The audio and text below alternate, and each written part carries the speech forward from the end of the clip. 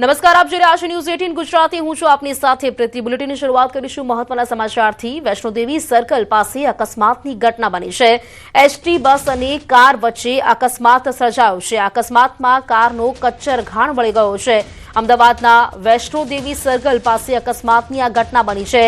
ST bus અને car વચ્ચે અકસ્માત સર્જાયો છે, જેના एक्सक्लूसिव दृश्यों पण आप जोई शको छो। वैष्णोदेवी सर्कल पास आ घटना बनी है, जेमां एसटी बस और कार वच्चेना अकस्मातमां कारनो कच्चरघाण वળી गयो છે।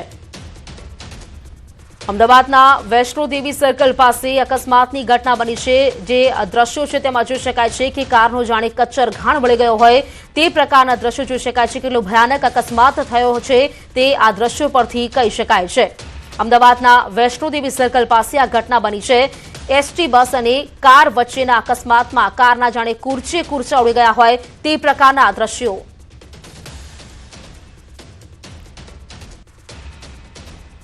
जानकारी साथे संवाददाता ऋत्विज जोड़ाई गया है हमारी साथे। ऋत्विज, वैष्णोदेवी सर्कल पास अकस्मातनी घटना बनी है। दृश्यो जोईने कही शकाय छे के केटलो भयानक अकस्मात होई शके छे। जानकारी शुं आ विषे वधु?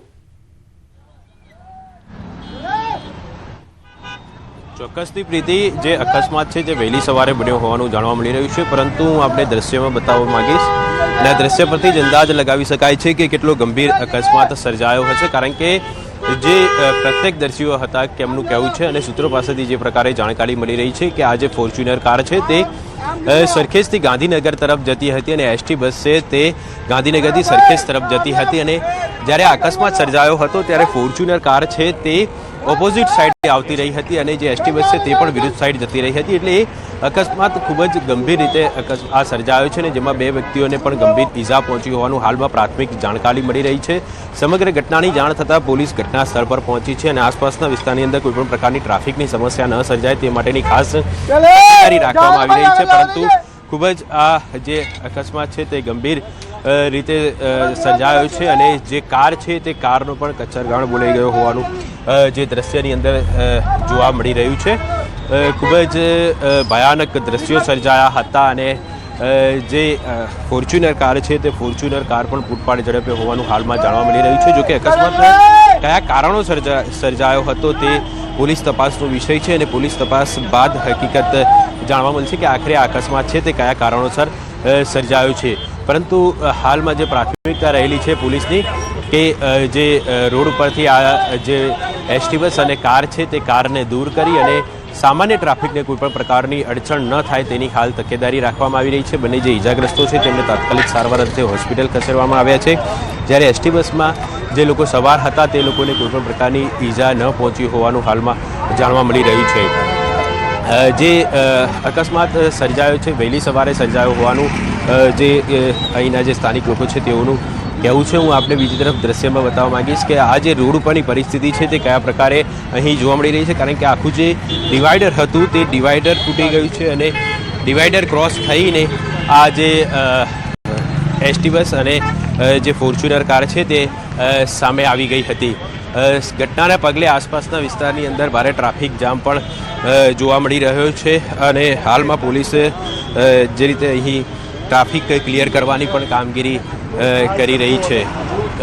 સમગ્ર ઘટનાની જાણ થતાં લોકોના ટોળા પણ અહીં આવી પહોંચ્યા હતા અને લોકો પણ અહીં મદદે આવી પહોંચ્યા હતા। પોલીસ હાલમાં જે ઈજાગ્રસ્ત છે તેઓના પણ ખાસ કરીને તેમને સારવાર કર્યા બાદ પૂછપરછ કરવામાં આવશે અને ત્યારબાદ હકીકત જાણવા મળશે કે આખરે આ અકસ્માત કયા કારણોસર સર્જાયો છે। કેટલાક લોકો છે તેમની સાથે આપણે વાત કરીશું। શું જોયું આપે, કઈ રીતે અકસ્માત સર્જાયો? ફોર્ચ્યુનર આવી હતી સ્પીડ, આ બસ આવતી હતી એ બાજુથી, તો પછી આ બસ વાળે સ્ટેરિંગ ટાઈટ પકડ્યું, ફોર્ચ્યુનર વાળે ઠોકી આવી। થોડે ફોર્ચ્યુનર વાળે ગલતી ફોર્ચ્યુનર વાળાની છે। કેટલા લોકો સવાર હતા ફોર્ચ્યુનર? ફોર્ચ્યુનરમાં 2 જણા હતા, છોકરી છોકરો બે। અચ્છા, એ લોકોને કેવી ઇન્જરી પહોંચી છે તે અંગે કોઈ જાણકારી? હવે એટલું ખબર નહીં, પણ ડેથ થઈ ગયું લાગે, શ્વાસ હતો થોડો। અચ્છા, શું લાગે છે આપણે પ્રાથમિક દ્રષ્ટિએ કયા કારણોસર અકસ્માત સર્જાયો હોય? આપે શું જોયું? મેં જોયું, એક્સિડન્ટ જોયો, હું ઊભો હતો સામે જ, ત્યાં ગાડી પડી ત્યાં એમાં ઊભો હતો, તો એવી રીતે એનો એક્સિડન્ટ થયો। પણ સ્પીડ હતી આ ફોર્ચ્યુનરની। ફોર્ચ્યુનરની સ્પીડ હશે, અંદાજે કેટલી સ્પીડ હોઈ શકે છે આપણે? હશે 150ની સ્પીડ હશે। તો ખાસ કરીને જે પ્રત્યક્ષદર્શીનું કહેવું છે કે ફોર્ચ્યુનર કાર હતી તે પૂરપાટ ઝડપે હતી અને અકસ્માત સર્જાયા બાદ ફોર્ચ્યુનર કાર અને એસટી બસ બંને વિરુદ્ધ સાઈડ જતા રહ્યા હતા. એટલે કેટલી સ્પીડમાં હશે તેનો પણ અંદાજ આ દ્રશ્ય પરથી લગાવી શકાય છે. ખૂબ જ ગંભીર બાબત કહી શકાય કે ક્યારેક ઝડપની મજા છે તે ક્યારેક સજા બની ચૂકે છે અને આ એક તેનું જે આ એક ઉદાહરણ છે કે જે ફોર્ચ્યુનર કાર છે તે કયા પ્રકારની હાલમાં તેની હાલત જોવા મળી રહી છે. એટલે અંદર જે બે વ્યક્તિઓ સવાર હતા તેને પણ ગંભીર ઈજા પહોંચી હોવાનું હાલમાં માનવામાં આવી રહ્યું છે. બિલકુલ પૃથ્વી, જેમ પ્રત્યક્ષદર્શી જણાવી રહ્યા છે કે કારમાં બે લોકો સવાર હતા, બંને ગંભીર રીતે ઇજાગ્રસ્ત છે. વાત કરીએ એસટી બસની, તેમાં કેટલા મુસાફરો સવાર હતા, આ બસ ક્યાં જઈ રહી હતી અને હાલ આ મુસાફરોની સ્થિતિ કેવી છે તે વિશે કોઈ જાણકારી છે આપની પાસે?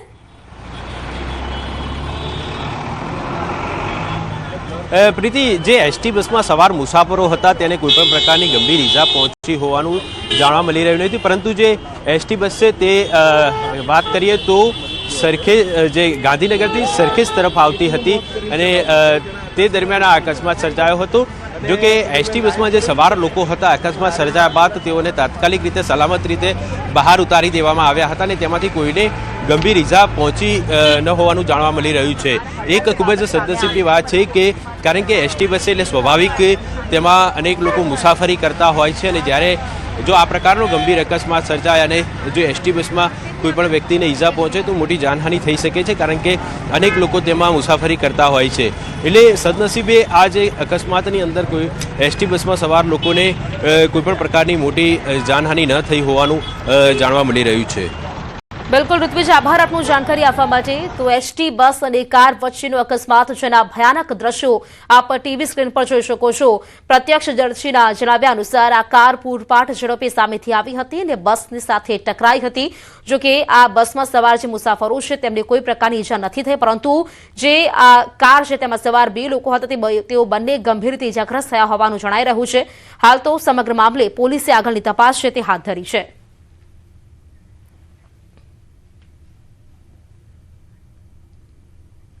ઉત્તરાયણે પતંગ ન ચગાવવી તે પ્રકારના સંદેશ સાથેનો વિડીયો સોશિયલ મીડિયા પર વાયરલ થયો છે. ઉત્તરાયણના 2 દિવસ બાદ વાયરલ થયેલા આ વિડીયોમાં એક અવાજ સંભળાઈ રહ્યો છે, જેમાં છત પર ચઢીને પતંગ ઉડાવી રહેલા લોકોને પતંગ ન ઉડાવવા માટેની અપીલ કરવામાં આવી રહી છે. પતંગ ઉડાવીને ઇસ્લામની મજાક ન બનાવવા માટેની અપીલ કરાઈ રહી છે. આ વિડીયો અમદાવાદના બહેરામપુરામાં આવેલી મસ્જિદે ગૌશિયાનો છે. મસ્જિદના સંચાલક મોહમ્મદ શહેજાદે સ્વીકાર્યું છે કે આ અંગે અપીલ કરવામાં આવી હતી, પરંતુ તેનો ઉદ્દેશ લોકોનું રક્ષણ કરવાનો હતો. તેમણે દાવો કર્યો છે કે અમે ઉત્તરાયણના તહેવારને હરામ નથી ગણાવ્યો. બીજી તરફ ખેડાના સન્નાણા ગામનો એક વિડીયો પણ વાયરલ થયો છે, જેમાં મૌલવીએ પતંગ ન ચગાવવા માટે અપીલ કર્યા બાદ આખા ગામમાં કોઈએ પણ પતંગ નથી ચગાવી હોવાનો ઉલ્લેખ કરાઈ રહ્યો છે. આ વિડીયોમાં પણ આ તહેવાર આપણો ન હોવાનો ઉલ્લેખ કરાયો છે.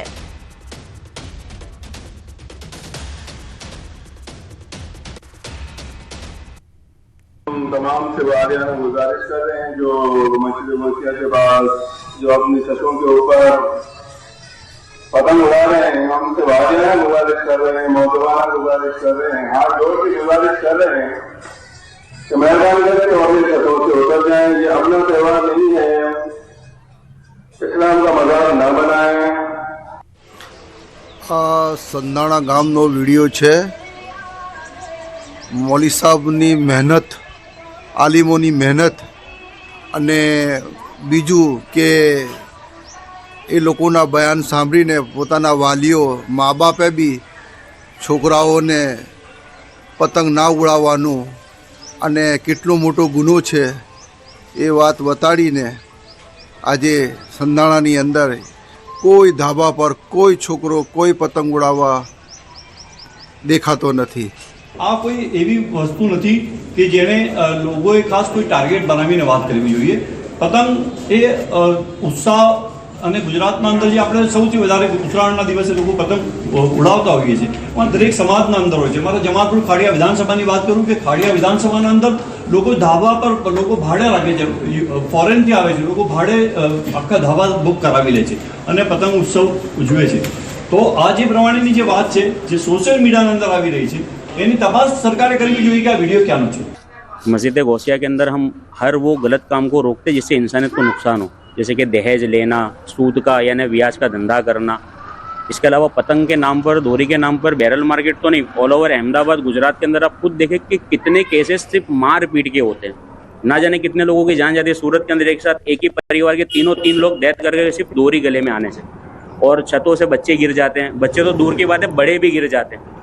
तो इसलिए हमने मस्जिद से ये ऐलान करा था कि आपसे हाथ जोड़कर और पैर पकड़कर गुजारिश करते कि अपनी छतों से उतरिए और अपने घर परिवार का ध्यान रखें और ऐसे त्यौहार मत बनाए जिससे इंसानियत को नुकसान हो। कुरान पाक और हदीस पाक का निचोड़ मैं आपको बता रहा हूँ कि किसी इंसान को नाहक मारना पूरी इंसानियत का कत्ल है। તો વાયરલ વિડીયોને લઈને હિન્દુ સંગઠનો પણ મેદાનમાં આવી ગયા છે। બજરંગ દળના પ્રમુખ જ્વલિત મહેતાએ નિવેદન આપતા કહ્યું છે કે મુસ્લિમ સમાજ હિન્દુઓના તહેવાર ન ઉજવવા જોઈએ, સાથે સાથે પતંગ બનાવવાનું પણ છોડી દેવું જોઈએ। હિન્દુઓની નવરાત્રીમાં પણ ન આવવું જોઈએ। દેવનાથ બાપુએ પણ નિવેદન આપ્યું છે કે નવરાત્રીમાં તો લવ જેહાદના કામ કરે છે। જ્યોતિનાથ મહારાજે કહ્યું છે કે મૌલાનાઓ વારંવાર હિન્દુ તહેવારો પર બોલે છે। તેમના લગ્નની કેટલીક બાબતો એવી છે જે તેના ગ્રંથોમાં નથી લખી છતાં મનાવે છે।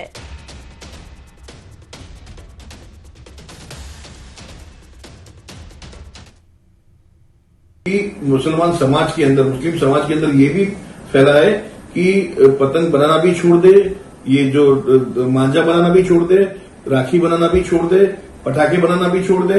और सबसे बड़ी चीज जैसे कि नवरात्रि भी हिंदुओं का त्योहार है, मुसलमान का त्योहार नहीं है, तो नवरात्रि में भी मुसलमान जो लड़के जो लव जिहाद के लिए जो गरबा में जाते हैं वहां पे जाना भी छोड़ दे। ऐसी जो भी हर एक चीज है जिसके अंदर इस्लाम शर्मसार हो रहा है वो न करे। અને હકીકત સામે આવી ગઈ છે। એટલે પતંગ ચગાવવાથી એમનો ધર્મ જતો રહેશે એ ચોખ્ખું કહે છે। અને ત્યારે હિન્દુ મૂર્ખો ભાઈચારાની મોટી મોટી વાતો કરતા હોય છે, ભાઈચારાના મોટા મોટા ડીંગો હાંકતા હોય છે। ચોક્કસ આ મીડિયાથી શીખવાનો છે। અન્ય પણ કોઈ તહેવારની અંદર જિહાદીઓ ન આવે। જિહાદીઓનો એક જ કામ છે લવ જિહાદનો, અને લવ જિહાદ રોકવો હોય તો હિન્દુઓનો કોઈ પણ તહેવારમાં એને પ્રવેશ નહીં આપવાનો। અમે કોઈ દિવસ પણ તમારા તહેવાર માટે બોલતા નથી। પહેલી વાત તો ત્યાંથી ચાલુ થાય। અને બીજી વાત બહુ જ મહત્વની વાત છે કે તમારા બાપ દાદા કોણ હતા તે જરા તપાસી લેજો। તમે મૂળભૂત સનાતની છો એટલે સમાજની અંદર જે ગળથુથીમાં તહેવારો છે તે ઘણા બધા તહેવારો તમે પ્રત્યક્ષ કે પરોક્ષ રીતે મનાવો જ છો। લગ્નની રસમોમાં પણ તમે જુઓ તો ઘણી વસ્તુ એવી છે કે જે કુરાન શરીફમાં નથી લખી છતાં મનાવો છો। સમાચારોમાં સમય છે બ્રેકનો, રોકાઈશું એક બ્રેક માટે।